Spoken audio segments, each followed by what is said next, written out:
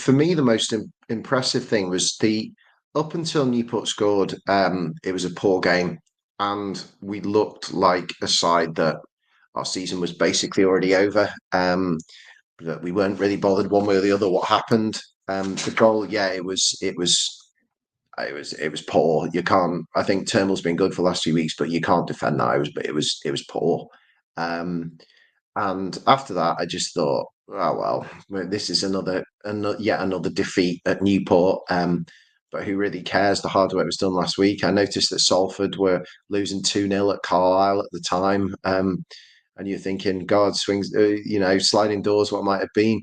The key thing, of course, was getting an equaliser as quickly as we did, which, according to the report on the BBC website, was it might have taken a deflection. Now, if you've seen the goal, it's an outrageous deflection off Jameson, I think it was, and it went in.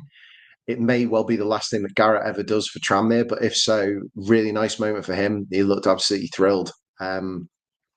Went in at half time, and you didn't know what was going to happen, and yet again the credit goes to the manager.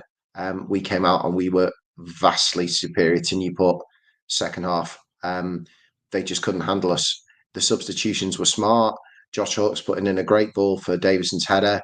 And as I say, it was yet again, it's an example of a manager that knows how to be proactive, change things around, and turn what was looking like a turgid performance. I'll be honest, Sam Taylor looked slightly out of his depth. So hooking him at half time was probably the right choice, but look, I paid dividends.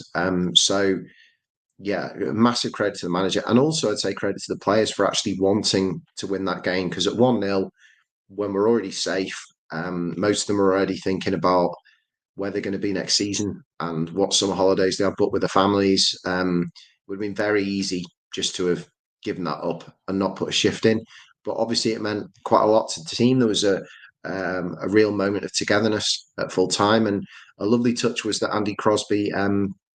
You could saw a couple of players came and gave their shirts into the crowd, and then Andy Crosby basically pointed at all the players, and you could see him take off your shirts, give them to the fans, and he told the players all to do it. So all of the squad ended up giving their shirts to some of the young fans. Christian Dennis gave a pair of boots to a young fan, which was really nice. I know what's happening And here. You've got Josh Davison's shirt, haven't you? And that's why you're not going to criticise him.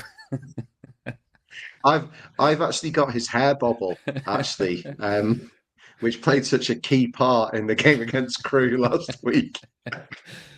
So yeah, but I thought that was lovely. I thought for the manager, you could see him clearly like shirts, and he just pointed to all the players that haven't done it yet, and they all went around. And I, I mean, I'm in love with Andy Crosby, like many of our fans. I just think what a top guy, and I'm sure this was something you planned maybe to address anyway in this pod, Matt. But for me, 100% he has my vote.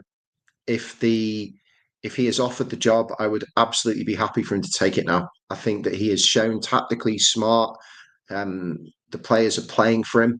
The attitude is spot on, and he seems to get the club and the supporters. And so much of this credit is going to go to him, and it is absolutely richly deserved. I don't know how you cannot want him now to be the manager come the end of the season. I'll just read some stats out to you. When Tranmere sacked Nigel Adkins after that insipid defeat to Accrington, they were 2 points above the relegation zone. So they've now managed to finish 9 points clear of danger. It's a big growth. They've nearly times by 5 the amount of points clear of the bottom two that they are. But it's the amount of points they've picked up that is absolutely staggering in the way they've done it. They had 28 points in 33 games under Nigel Adkins. 28 points. They were averaging way less than a point per game. And they had only during that time scored a quite pathetic 23 goals in 33 games under Nigel Adkins. Since Andy Crosby has come in, Tranmere have accumulated a further 23 points, so nearly 45% of their entire points total for the season is in the 13 games that Andy Crosby has managed. So just over a quarter of the games he's managed, but he's picked up nearly half their points.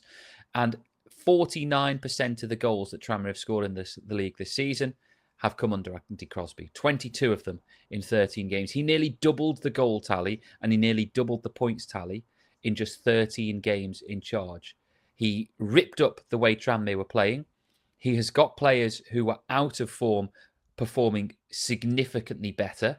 His way of playing has managed to get much more of an end product out of Christian Dennis and out of Amari Patrick. He has found a way of keeping clean sheets, not as many as you'd like, but certainly more than they were keeping under Nigel Adkins. I mean, I think it would be absolutely bonkers not to offer him the job on a full-term basis. But we don't know what's coming down the road, and that's something to address, I guess, in the future. But I cannot see how, after what he's done, you cannot then go, yeah, he deserves a shot at it. Yeah, absolutely. There's just no two ways about it. If the worst scenario would be for us to appoint a celebrity name. I think everyone's singing from the same hymn sheet there. Where a celebrity name is not what this club needs. You need someone with knowledge of the lower leagues. Um, you need to do what Wrexham did with Phil Parkinson, um, where you appoint an experienced manager who isn't a glossy household name who nobody stateside would have heard of, but was experienced and knew what he was doing. And look at the results that they've had. Um, and that is 100% what Andy Crosby is and what he could be. I like the fact that in his interviews this week, he's made it clear that he is an ambitious manager, that he feels that he has done enough. He's overachieved, and that he is ready now for a job, and that he is, but he's ambitious and he wants to be challenging at the right end of the table. And 100%, that's what we want as well. I believe that this is someone that gets the club. I think that if he is given finances to build his own team, why the hell wouldn't we be a million times better than we are now?